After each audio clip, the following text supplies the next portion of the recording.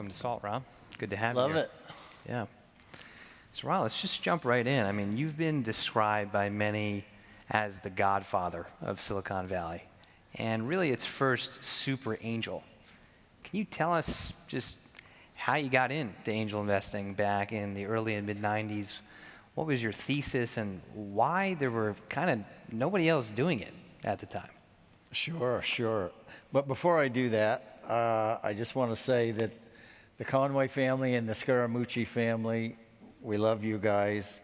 The Irish Catholics, the Italian Catholics, it all works. My wife's 100% Italian, so Yep. The love is in the air, Ron. I got coached. Yeah. I got coached. I was a serial entrepreneur myself at the beginning of my career, but even before I was an entrepreneur, I worked at National Semiconductor. And this is in the 70s when the semiconductor companies were the only people in Silicon Valley, along with a lot of peach orchards that are now gone. But my very first job was at National Semiconductor. I loved it because it gave me my work ethic. Charlie Spork, the founder, if you were reading the Wall Street Journal, he'd just pick you up and throw you out. And I kind of like that old school work ethic. But I left National and started a couple of companies. One of them went public, Altos Computer.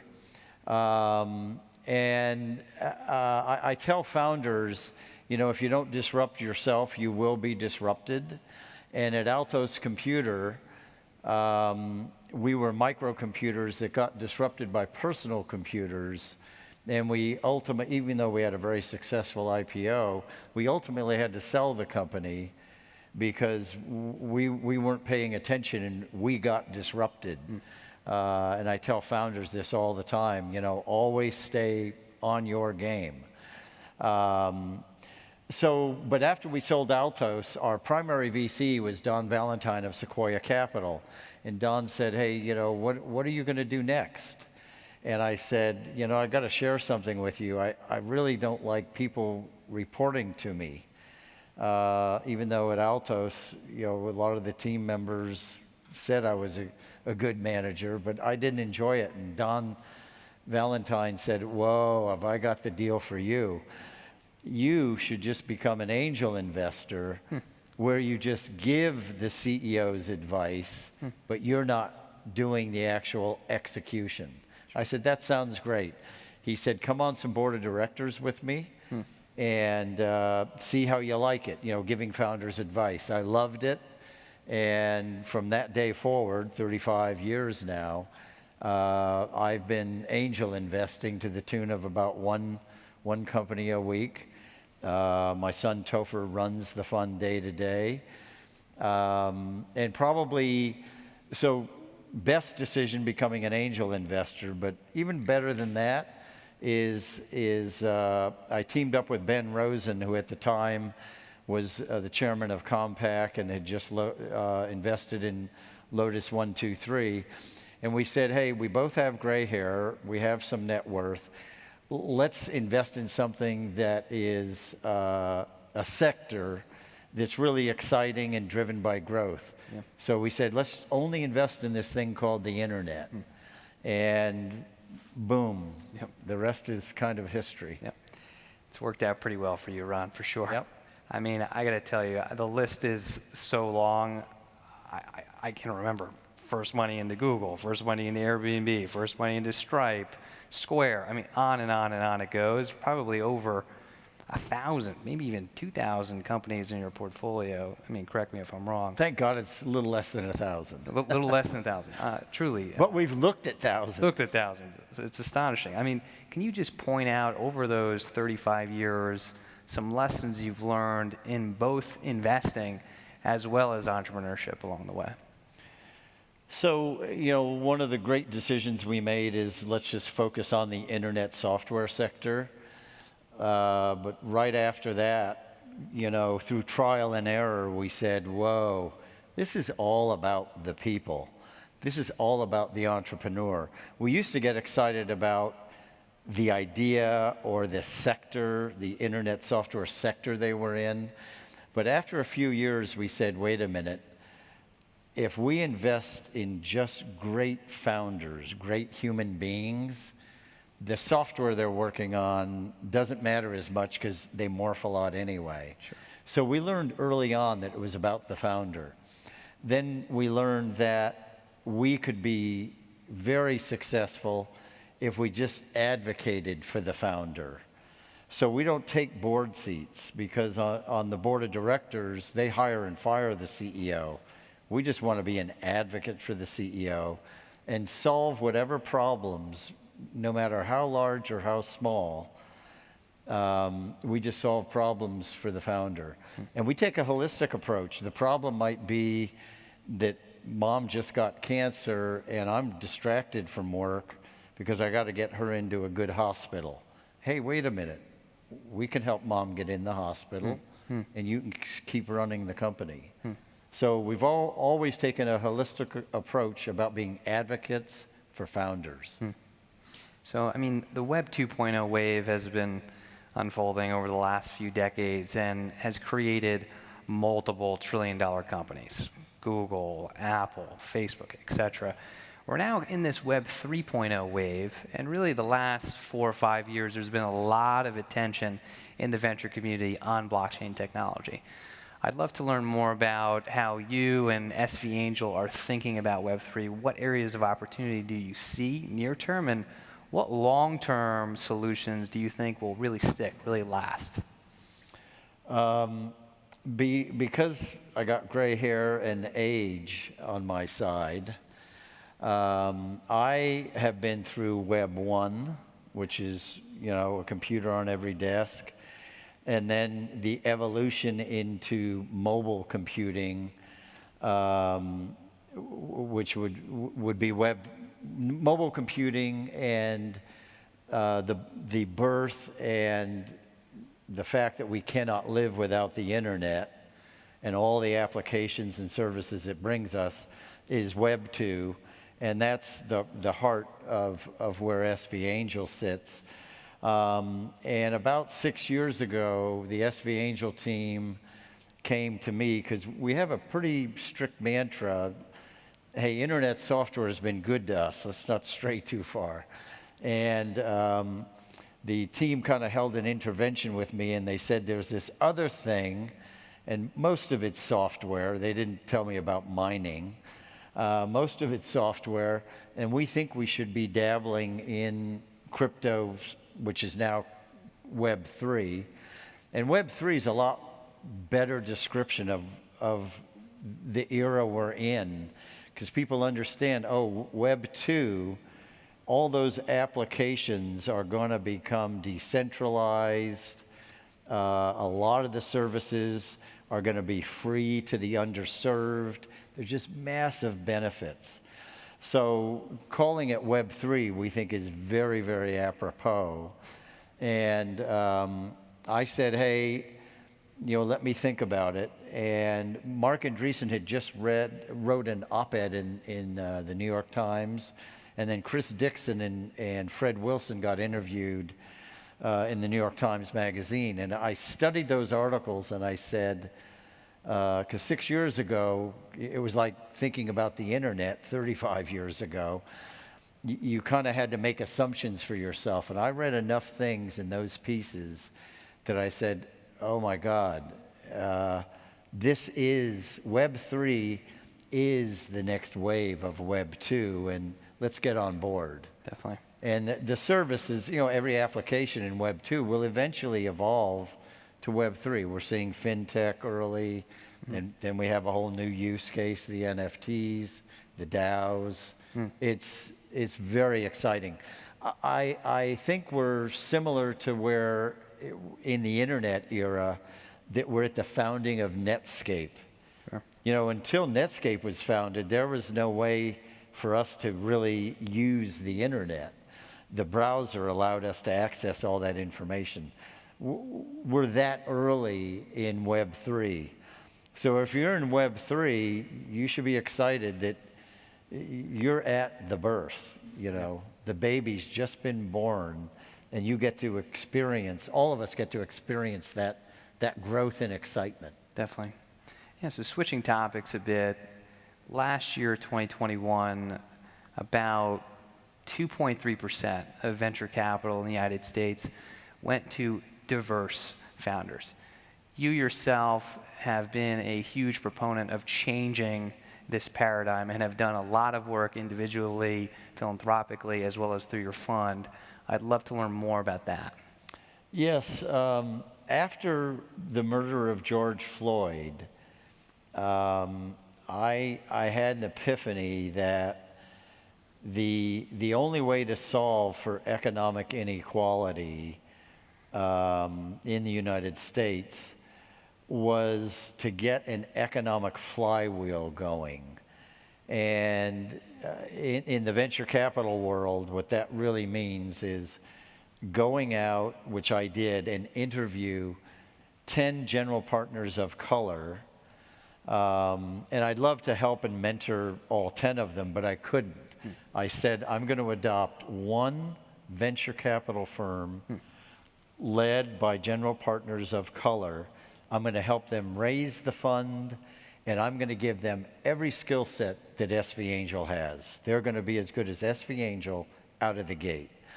And I interviewed AJ and Austin out of Slauson Ventures. Right. And AJ or Austin might be here. If you're here, yeah, shout. They're somewhere. We love you. Yeah.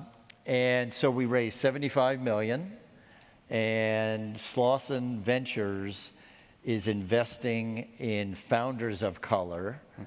And what will happen, and this all takes time, we have to be patient, but we have to get started. We have to put a stake in the ground, which is what we did. There will be they'll invest in a founder of color who builds a company as big as Google. And those founders will build diverse companies by nature, organically. And what happens when these companies go public? Some of those team members of color are going to leave that company, and they're going to go start their company. Sure. Then we have the flywheel going. And then the issue of economic inequality will resolve itself. Yeah. But we have to get started now. Yeah, that's fantastic. And so a lot of your investing has been in the software category.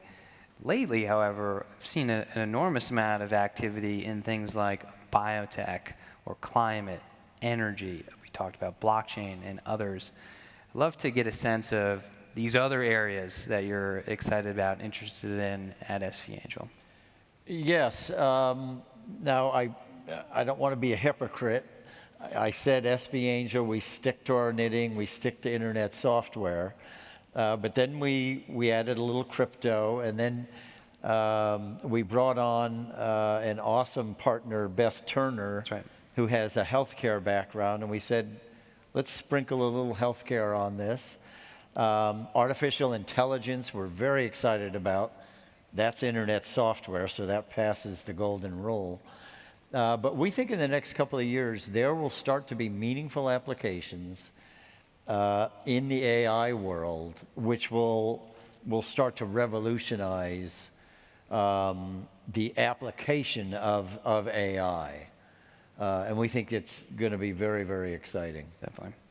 And something you've done now in your career is build out an entire philanthropic effort, not just for yourself, but for the founders you've backed.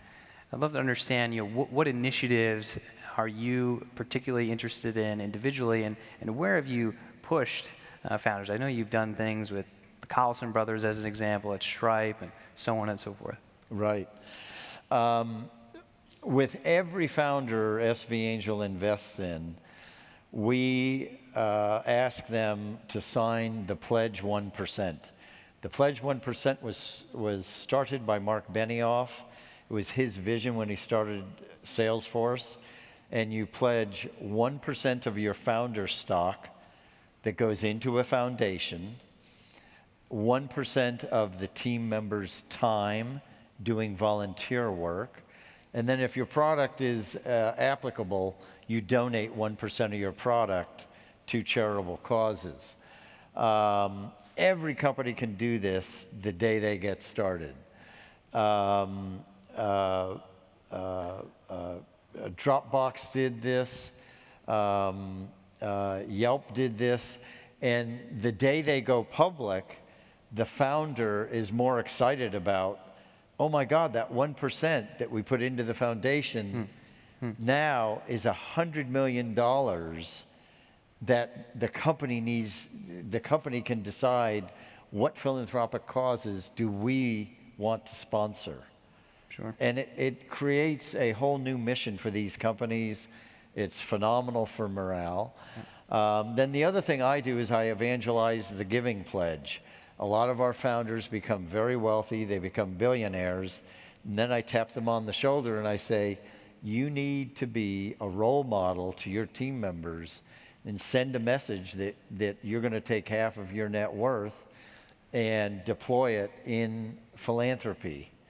And many, many of our founders, all three of the Airbnb founders, Ben Silverman, have signed the giving pledge. Again, a signal that it's not just about making money, it's about giving back. Yeah. And on that point, you've also been a political activist and have been giving in that area for a number of years through multiple election cycles. Love to understand how you're thinking about things now. I mean, 2024 is coming up very quickly. Yeah. In addition to a responsibility to be philanthropically engaged, I believe that all members of the tech community have to also be politically engaged. Every CEO should be encouraging every member of their team to vote and to study the issues and get politically involved. Yeah. There's an amazing example right now in Congress, and it has to do with Web3. If you're involved in Web3, you know that without regulatory clarity, Web3 is not going to really blossom in the United States. We have lots of founders who have had to leave the country because we don't have regulatory clarity, and we have thousands of founders who won't come to the United States because without regulatory clarity, they're afraid that they'll be infracting on the rules. So these are responsible people, but we have to get regulatory clarity. There is a bill in the Senate, the Stabenow-Boozman bill, Stabenow Democrat, Boozman Republican. It's a bipartisan bill that is going to bring us regulatory clarity. So in the theme of political engagement, I'm saying to all the CEOs in Web3, yep, you've got to get all your team members to email, call, and text their member of Congress and encourage them to get the Stabenow-Boozman bill passed. This is democracy at work, but solving a big, big issue for Web3 that we've got to cross this chasm. Definitely. And as my final question, I mean, Ron, the reputation that you have built over 35 years is impeccable. Truly, you are universally loved by every single entrepreneur that I've spoken with, that you've interacted with over such a long period of time. How have you done that? What tips do you have for young investors who are starting in their career and building their reputations? Yeah, we actually have a chart that we give to founders that tells them the characteristics that we look for in a founder. And, be decisive, build a good team, all the characteristics of a great founder. But at the bottom of this chart, in big, bold letters, is your reputation is everything. Never compromise your reputation by making a shady decision. You're just going to regret that. So always know that your reputation is your biggest asset. SV Angel wouldn't say that to a founder if we didn't learn that and believe that for ourselves, that our reputation is everything. You've got to live up to that reputation. Definitely. It's great advice. And with that, Ron Conway, ladies and gentlemen, thank you. Thank you.